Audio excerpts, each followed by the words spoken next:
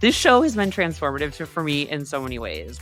But one of the biggest surprises for me in season 1 was how scared I was. And that surprised me. Welcome to this bonus episode of Don't Say Content. We've got one more bonus episode for you before season 3 drops. And in this one, we sat down with Rachel Downey, CEO and co-founder of Share Your Genius. And that, yes, is our lovely podcast production company, to talk about all things about our journey with podcasts, where we've been, where we're going to go, and what kind of impact podcasting is having in the B2B world. Go ahead and have a listen. Rachel, that was like the first thing I ever loved about you when we first started working together, was like, she's bossy and I love it. She's a boss. She's not even bossy. She's a boss. I hate that, but I love it at the same time. So I'm good with it. Yeah, it was great. This is like, because we met when I was still CEO of Animals. Yeah. We were gonna relaunch the Animals podcast. And I was like, I want to go legit. Well, we met actually before that, Devin, or we were supposed to meet because we were going to speak on a panel together. Wait, that one I got COVID? And then you got COVID. And then we met after that. And that's when you were like, I want to start an Animals podcast. Or restart. Yeah. And that was Lindsay from the Indianapolis community crew are outstanding. Like, I did that one panel at High Alpha during the pandemic. I think it was 2020 even. Lindsay was on the panel and I was like, sweet Jesus, she is way more polished than me. I hope no one notices. She was like pro. She's a pro. Like, she's so good at speaking. She always looks like perfect. Yeah. She's what you want to be. She's like Margaret, actually. She's like Margaret. Oh, man. Yep. Yeah. You guys, 100%. Cut this into the B-roll of compliments that I get. The Margaret track. It's true. It's true. I think it's really cool because when you and I started working together, Rachel, CEO of Animals, Lindsay, who is like my CEO friend, because apparently that's a thing that you have to do. You have to get other CEO friends so you can stay sane and alive. So she became my CEO friend. I told her I was going to relaunch the Animals podcast. She reminded me that I already know you and was like, talk to her. And we started kicking off and I was so impressed. Like, this is not an ad. This is like a true thing.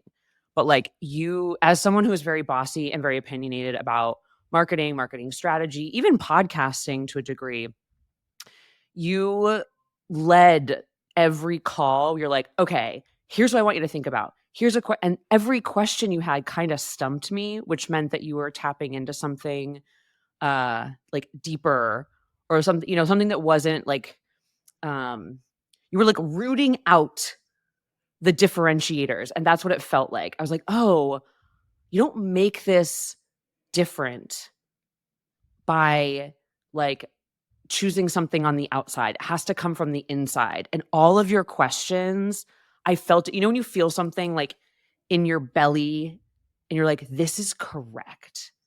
Like, that's what you brought out of me and then translated. And then like halfway through, not even halfway through, like right after getting through the show format and we were ready to go, I left Animals and completely ghosted you because I wasn't allowed to, I couldn't tell anyone right away. Yeah, it was fine. It was fine though. It's like one of those things, like I always feel like the people that you're supposed to work with, you end up finding each other no matter what. And so it's like part of it is like your gut, like maybe leaning into the questions I was asking and some of the creative process that was happening. But I also feel like there was actual synergy that's like, no, we're creatively supposed to be working together. And so, yeah. But then wait, how did you come back around? Because then Devin and I both left at the same time. We're having a random call where we're both like, we should do a podcast together. Just for note, like I hadn't listened to podcasts before ever. But we thought that was a good idea. And then the next thing I know, we're introduced to you and we're having the most amazing, again, kickoff call. And I'm like, where did she come from? So how did that reconnection happen? She found me on LinkedIn, right? You messaged me. No, I texted you. Okay. This is what had happened was. So then when I found out that you had left, I think I texted you. I think I found your phone number from my inbox, like in my email. And I just was like, I would love to catch up when you have a minute. Yeah. And then you text me back and we got on a call and I was like, look, let's just do a show. Let's figure out you doing a show still. And then that's what happened. It was awesome. I remember where I was actually. I was on the roof deck of my building walking around. It was like this beautiful sunny day in the fall. And I was just like pacing back and forth with excitement. Because Margaret, our thing was like, we got on that call together just to catch up. And both of us had in our minds, I was like, it'd be cool to do a podcast with Margaret. But I felt a little shy saying it. It kind of like came out together. So it's like we had these like independent thoughts. They came together. Rachel, you came into the mix and we did this show. And okay, so this show has been transformative for me in so many ways. But one of the biggest surprises for me in season 1 was how scared I was. And that surprised me because I've been on stage a lot. I've authored my own like courses, workshops, stories. Like I have led with me a lot.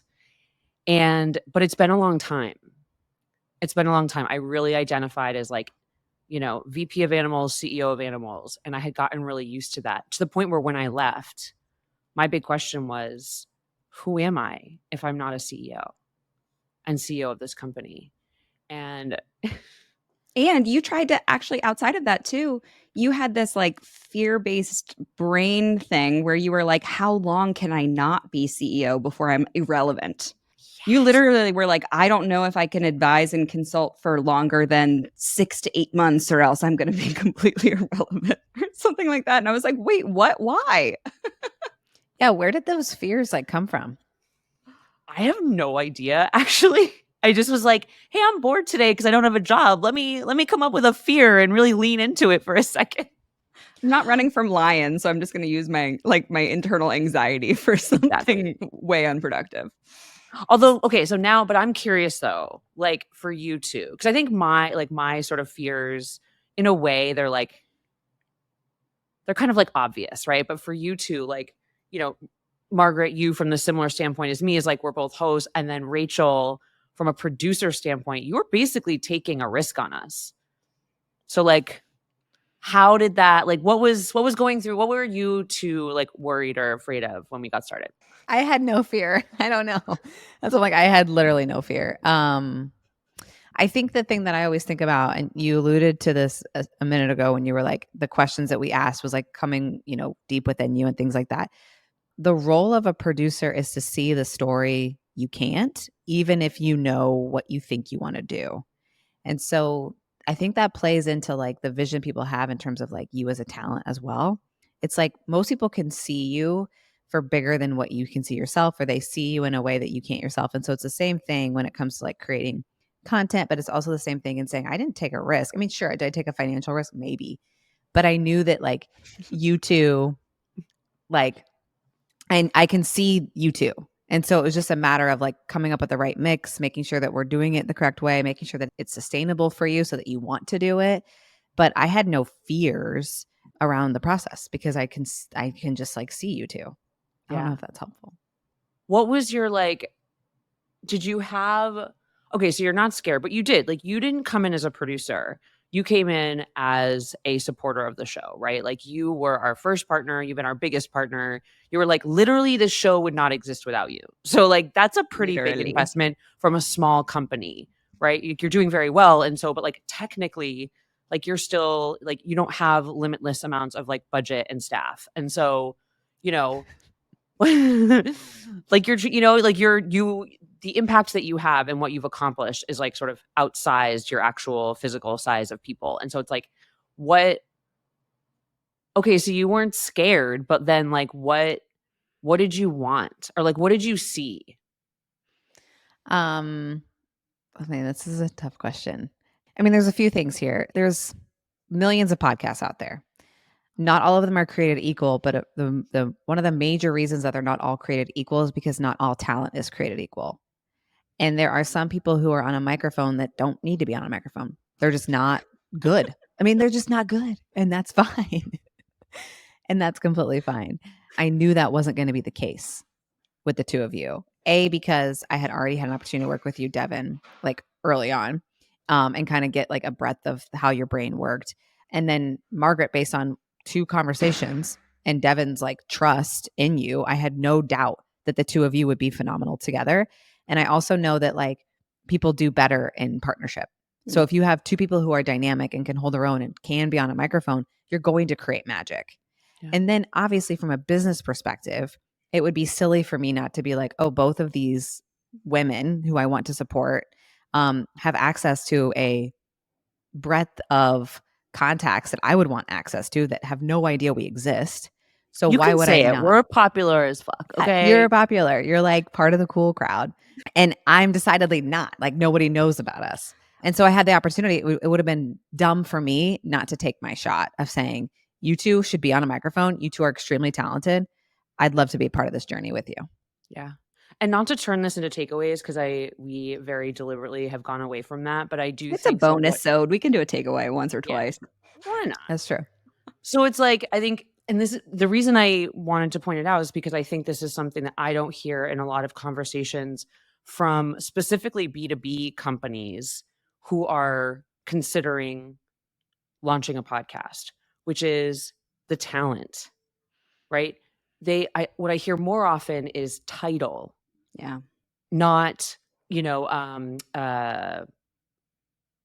charisma, chemistry. Chemistry, like charisma of the individual, chemistry between 2. A lot of folks are doing it, which I think this is actually kind of a good idea, but a lot of folks do podcasts, B2B companies do podcasts as a way to get in front of new potential leads, like build relationships, which is cool. But then, they're not really thinking about those things like, it's the talent. The talent is still the differentiator.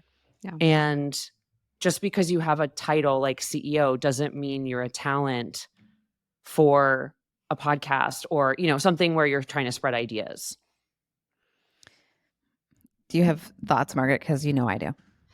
Yeah. I mean, I think the biggest takeaway whenever I'm trying to talk to a founder about their own personal brand is that, and Rachel, you talked about this before, like it has to be exciting for you to contribute to it. It has to fit in the method that feels least frictionful, like most frictionless. And I think that piece of like being on a microphone or writing things down or even somebody ghostwriting, like all of those activations of a personal brand need to be aligned with who that person is. Some people would rather write than to be on the microphone. And I think that again, it's looking at it from the different angle of like, okay, well, if we have founders, if we have VP titles, we have C-suite titles, and we're going to activate personal brands, let's not think podcast first. Let's think like, how do we activate this person's personal brands through the way that feels most natural to them, maybe stretching them a little bit. But then thinking from it of like the business has decided that a podcast is the right avenue to reach their target audience. I think that is so core to, let's find the most engaging, most charismatic, most interesting people. And I always go back to like, especially with those interview podcasts, like even somebody that's great at having a conversation isn't necessarily somebody that's great at interviewing. And it could be that you tap the person that has the best conversational skills, but they're not the person, if you're doing an interview style, to let that other person shine and to pull out their nuggets and to kind of wrap their story up. And so that's even like there's nuance even in who should be on a microphone for which style to be on a microphone. Okay, I have so many thoughts here. So I know. for now, one, letter free. But for one, it's like every brand I think should have an audio strategy. Like if you, as part of your content mix, the thing that I would also say is like most leaders are better in conversation and they're better at auditorial like connection. And so there is this default to say, well, then they should be the ones on the microphone. But to your point, Margaret, people think that if they do a podcast, it has to be an interview style podcast. And that's also not true. So you can find people who are really good at having interviews, but I think that it's more important that you find people who can have really good conversations. And then you work with a producer or somebody internally, like you can have an internal producer or an external, it doesn't matter, but you should be working with a producer to help frame what that conversation needs to be about. Because too often what's happening in the podcast space is they get into interview mode, which becomes check the box content creation. And so then of course it's not engaging at all. And then a lot of times what ends up happening also is that you put a CEO or you put a CMO or somebody who has a lot on their plate as an executive, you put them on a microphone and you say, you got to go on here and have this interview. You have to have this like conversation. Here's my brief. And they're so pressed for time that they're not present in the conversation either. And so then they're also not engaging. And so it all comes down to like the very first thing you said, which is essentially like you want to do something that they're excited about doing. And then you can prepare them and help them be equipped to be successful. But it comes down to like two primary truths. Can they be present?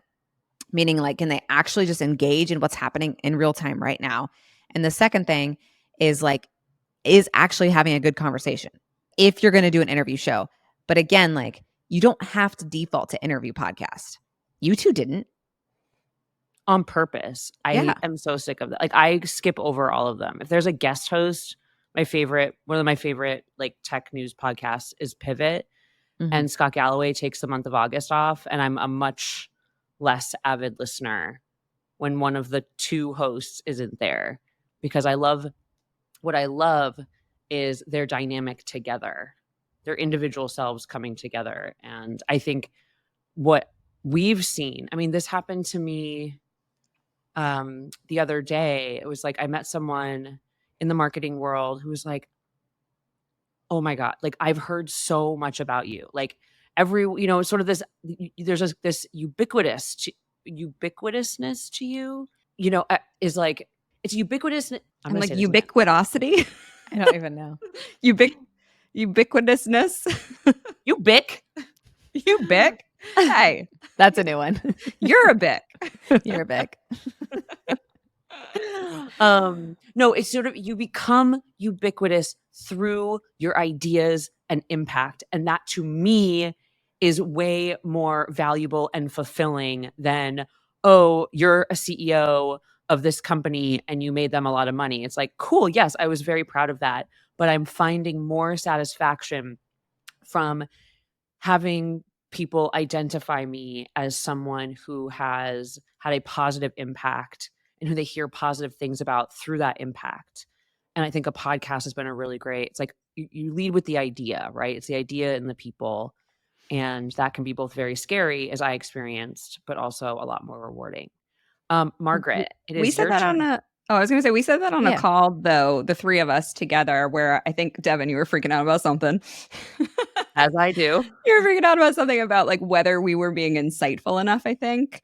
And the thing that I had that thought this morning. I was like, are we evolving enough? Like, are we really leaning into like, And the thing that I reminded you was, I was like, listen, there's probably even people with better marketing advice out there. There's probably people that have, had a bigger career or have done more things or made companies more money or whatever it might be. But I don't think we have bad advice. And I think that our chemistry and our conversations are interesting and they give me energy after I have them. So it's like, that's the differentiation. And I kept bringing it back to that, where I'm like, yeah, we don't need the takeaways. And I'm really glad that we decided initially off the bat to not bring people in and do interviews. Rachel, congratulations on being the very first person to be shoot. I didn't even on think the about pod. That. How fun is that? But it's not an interview. Only. And only. Yeah. And shut it down. I'm the only guest for Don't Say Content ever. For all those people that email us every single week offering a guest for our show, let it be known. Don't do their homework is what that means. Yeah. Stuff like that drives me crazy. Anyway, I have a canned response. Did you listen to our podcast? I had people DMing me for years on LinkedIn, like before I ever had a podcast. People DMing me all the time asking to be a guest on my podcast. I never had a podcast. I was like, no, I create podcasts for other people. Like, I just can't stand that. It's like such laziness. Anyways. I love it. Yes, and it is lazy, but I love that happened because it's hilarious. I just think it's probably some like poor, overworked like PR associate that has that just needs to send 100 out, It's probably automation, actually. Yeah, I think it's more of an automation thing. Like, well, now, gosh, I'm thinking 10 years ago when it used to be me. And I did the same thing. Person. Yes. You said something though, Devin, that I think is important. Everything you just said is all about the reason you do brand marketing anyway. Is like, you're not selling the product, you're not selling the service. Like, you're selling the authenticity of the humans that are creating the thing. And so it's like, if you look at some of the most popular podcasts out there, I mean, Smartless just sold for what, $80 million. Their podcast doesn't have takeaways. The whole thing is them engaging in rhetoric and conversation and like having fun. And so it goes back to this idea of talent and like having a point of view and having the bravery to like get on a mic and actually engage in conversation, as opposed to feeling like you have to become somebody different when you're on the digital world, as opposed to who you are when you're with your friends or what, blah, blah, blah. Like, I think that's the magic that you two have, is like you're authentic no matter where you are. And I think because you both were separated from your like original jobs, you had more freedom to come fully to the mic as yourselves. And I think that's like the tension we're feeling right now in the marketplace, is giving people the freedom to be who they are without feeling like it's going to damage your brand or your opportunity to sell your product or service. Well, wait, because there was an episode that Devin and I recorded that we killed because we were being way too authentic. That I think we cut some things from that? No, we killed that episode. We went back and forth and back and forth and just killed that episode. It was about relationships at work. Oh yeah. And that you mean killed it like we had to cut it? Like killed it dead. Because no, not killed it like we did a good job. No, we deleted it. Never saw the light of day. Yeah, correct. And I feel like I had a big opinion on why that needed to be cut. I messaged you because we had gone back and forth, and finally I was feeling so nervous about it. I texted you, Rachel, and I was like, I need you to tell me, what should I do? And I'll tell you why that got cut. Because there's a difference between authenticity in the sense of like you can be completely yourself and in the moment, versus sharing stories that aren't for everyone to have access to. So there are boundaries that you can create that help people put you in the right light, because that you wouldn't want to associate some things that you do in your life to be how people think of you, because people think in black and white and they don't think in holistic viewpoints and nuance and like all this stuff. And so that's why you need a producer to protect you. Yes. Yeah. You know what I mean? We were trying to explore nuance in that conversation. We did try to explore nuance. Rachel's like, Devin, you were a hoe. We can't. No, I was just like, some of this is not going to be putting you in the best light. That's all I'm saying. This is before I was a leader, by the way. Like this didn't not all the of podcast this was, like, episode, all the stories from the podcast episode. Yeah. The stories were all like, these were all my younger day shenanigans. And Margaret, as per usual, was like, I did nice, appropriate things. I can't contribute. But here's the thing. Like, you have, like, what you have to do, though, is you have to protect, like, this is the way I think about it. This is more formulaic for people who are trying to understand this. Like, you should be comfortable letting people get on the mic if they represent your brand based on the values of your brand. And I was concerned that the values that Devin has would not show up in the way that a lay person listening would then associate you with. And so that's why it was like, this doesn't show you in those values. And so it's not like everything gets said, everything gets on the mic. It's like everything that's in line with my values and how they want my brand values to be associated. Yeah. I don't even kind of like roasted you there with your values, Devin. Yeah. Devin has some values that are no. I'm like, I actually like don't know what to say because I'm both not offended. I like agree and I'm not offended. So I'm kind of like, it was fine. Yeah, let's just move on then because you're correct. I agree. Yeah. But I my think values are. This is why I am so like I will die on the hill that I think brand and like strategic brand teams should own cultural values because they need to be your brand values. And then it becomes a decision-making framework of who you hire based on if they align to your brand and cultural values. And then every single person at your company you would feel more confident for them to be a public representation of your brand because you know that they're already aligned to your core brand values that are most important to you. That also means that they're doing work that's more emotionally fulfilling because they're operating within their own value framework already. And it just makes so much more sense for cultural values and brand values to be as one-to-one as possible and for you to hire on people that align to those. And then in the age of social media, when your, marketing manager accidentally goes viral on TikTok doing some semi-work related content because they're aligned to your cultural values, you're probably not pissed off about it. Yeah. Although I will say that like I agree with the second piece of that, like brand values and cultural values should be aligned, but I took setting the company values very seriously as the CEO, and I wouldn't have wanted anyone else to do that because I was the singularly responsible person for the health and growth of the company. And so to lead with authenticity, I didn't do it by myself, right? I did it with the like stakeholders, the executive stakeholders. So I think like as a CEO, like I want to be the one that sets them, but I'm Yes. happy for both the people team and the brand team to work together to like own and perpetuate them and kind of keep them living and breathing throughout the internal and external company culture and messaging. I think that's that's how it has to be. It's like the CEO and leadership set the values. And then to me, it's like the brand team, like to your point, Margaret, the content team should take it and live it out in terms of like the company stories and all that kind of stuff. And if you think about like, again, I'm being like as simple as possible for simplicity's sake, but if you think about the difference between content marketing and brand storytelling, it's emotional connection. Mm. And so it's like if you're actually pouring your values into what you're doing, then you're going to create more emotional connection, which helps you sell the brand, which helps you sell, et cetera, et cetera, et cetera. So I Yeah. think that's an interesting way to actually think about content creation is more around the values and then getting people on the mic who you've hired based on the values. Yeah. Content used to be closer, like more, there used to be more, what is the word you used? Like Brand emotional storytelling, brand emotional. There storytelling. used to Yeah. be so much more in there. Like when we started, like there was a lot more of that. And I think we've talked about this ad nauseum, so I don't think we have to talk about it today, but just about how the increased ability to measure content marketing activities has led to sort of a what is the word? I forgot how to A use words demise, during decline.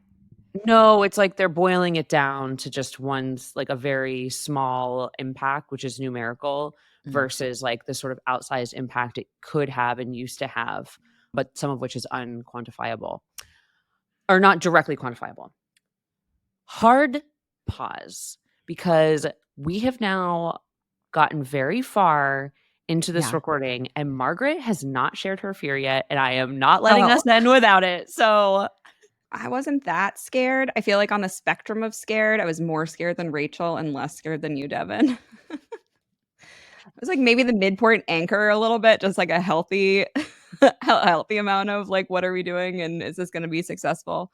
I think that there's always been a deep underlying fear that I don't have anything new and fresh to share. Like I very much growing up remember trying to come up with science fair ideas, being like, all of science is done. How could I come up with a new idea? And then even through my career, I kind of always thought that there was somebody smarter that was going to tell me, shut up, that's a stupid idea. And then it was that slow, it was, I had started to advise for maybe a month or two before we launched this podcast, or maybe 3 months. And so I started to have those wins of being impactful on calls and having something to say. And then it kind of snowballed and I had more confidence even before we launched it. But I definitely that's just, always worried that that everyone else is smarter than me. It's probably because both of my siblings are way smarter than me. And so I grew up with everyone in the house being smarter than me. it's different types of knowledge Yeah. and way that knowledge is communicated. And because of the societal structure that we have around schools and workplace, we have grown accustomed to defining knowledge in a sort of like hierarchical or on a spectrum that isn't accurate, because not all knowledge is on the same spectrum. It's more. Yeah. I am going to call you out a little bit though, because there was a point where you were, yes, this is right before launch of season 1. What did I do? You were like, you kind of disappeared in like the last 24 hours. And you admitted to me, you're like, Devin, I all of a sudden got really nervous. And you're like, I had to like run away from this. Cause I was like, I just make is it myself cool? very busy on other things when something is scaring me. So Yeah. it's like it wasn't like I was like hiding underneath my bed sheets. I was just probably doing other things that weren't nearly as important as launching the podcast. Yeah. I was like, hello? And you were like, finally, after you're like, I had a little moment. Again, it was not, Yeah. I would say it was within the spectrum, maybe a little bit higher than what you described. But that was the one time where I was like, oh man, like it was I let memorable my in mask slip once and it will never happen again. Well, I'll tell you, like, from my perspective, like, I didn't have fear around you two being like, successful and having a good show, but I had fear around what you two would think of me and the company and stuff like that. Because to your point, Margaret, around like being smart and all that kind of thing, like that's always been my most insecure thing of like wanting to show up as like smart and know what I'm doing. That could default to bossiness. Who knows? I think if we wrapped it around the fear layers, like I think going into anything like content creation, going into anything like, well, let's do a partnership that we don't know, we know each other, but we don't know each other that well. I think there's always like opportunities for fear to rear its ugly head, if you will. And I think just the three of us staying transparent and just like seeing it through has proven to be extremely rewarding, like for me personally, but then also like to see the success and the transformation that you two have had has been wildly rewarding. Well, it's curiosity and bravery. These were two of the values that I said at Animals, and these are two that I've just like latched onto. It's like we were curious enough to experiment together, we were brave enough to experiment and curious enough to really like, evaluate those experiments, kill our darlings. And I think, it is a different experience when peers collaborate. Yeah. Right? Like we are all peers and we're all peers in the same industry. And I do think that creates this healthy kind of like nerve or intimidation, which I definitely feel with both of you. And I also feel completely comfortable around you at the same time. And that's what I think is really valuable because Rachel, your philosophy behind Share Your Genius is what that's what sold me on you. And then how that translated into the actual production work is really what it was. And so, yeah, it is like that you see beyond the tactics, right? You didn't create a podcast, like you call it a podcast production company because that's what those are the words that your customers understand. Because even though podcasts are, it is a saturated market now, there's an understanding that podcasts exist, but not an understanding of how to or when to or what to. And so I think, you chose the right words for folks to self-identify you as a solution, but your actual philosophy is that you are creating, you're helping people perpetuate a philosophy, a big idea, and then create connection with the community that they operate in through that story and giving them multiple ways to communicate it, right? Because the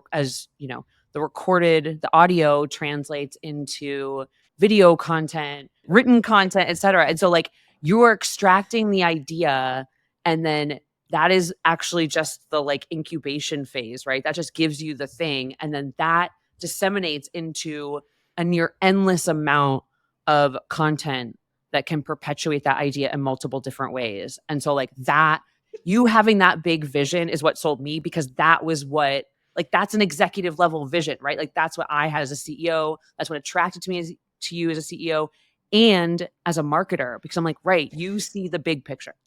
To me, like it all comes down to it's never just a podcast. And it's never just a podcast because you have a unique position and opportunity to get your voice out into the world. And then it's our job, like I said at the beginning, to help you see the story that you can't see, even if we know what you want to achieve. And then we live in an environment right now where there's so much opportunity to create additional pieces of media and content from it that for you not to tap into that as a channel to then create tons of content is a missed opportunity. And I'm calling you out on the saturation thing because it's so untrue. Think about this stat for just a second. There are 7 million podcasts out in the world, 7 million total. And 30% of those are active. There are 454 million and some change podcast listeners per month. Oh, think about that. There's so much opportunity and people don't just listen to one podcast. And so people have such ripe opportunity actually to snag an audience or to address a new audience that has never listened to podcasts before, or to create a series that they engage with that creates all of that abundance of content from that one channel. Like there is so much opportunity. And I think there's like still, I don't even know what the stat is now, maybe over 600 million blogs out there. So when people say the podcast space is saturated, it's not. It's not. What's saturated is people jumping on a microphone and doing an interview that's check the box. That's what's saturated. And so it's like, but you have an opportunity to do something different and create that media owned strategy starting from a podcast. And that's what I see. And that's why it's never just a podcast. The never reason it's just not a podcast though is because of what you said at the very beginning, Devin, is like you had so much fear and then it's transformed you on a personal level. What getting on the mic has been able to do and like what it's going to continue to do in the future, you cannot like put like into a number. So anyway, so that's why it's never just a podcast. Yes, boss. That's a mic drop. And we would never drop these beautiful, precious microphones. But if we would, that would be a mic drop moment. All right, dear listeners, thank you so much for listening to today's podcast bonus episode and all of the other episodes that you've joined us on. We're going to be back in September of 2023 with season 3, brand new, fresh season dropping for you. In the meantime, feel free to find us on LinkedIn and let us know if there's anything you want us to be covering here in the near future. Talk soon.